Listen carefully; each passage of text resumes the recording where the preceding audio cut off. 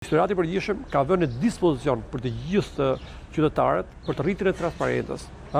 për paradalimin e korrupsionit dy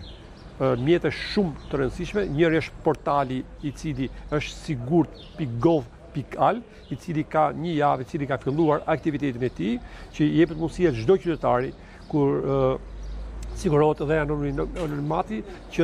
në çdo moment kur vëren që një shkelje nga inspektori, një presion i cili do nga inspektorët, apo ka subjekte të cilët qytetarët në supermarkete apo në aktivitete të tjera, subjekte të cilët tregtojnë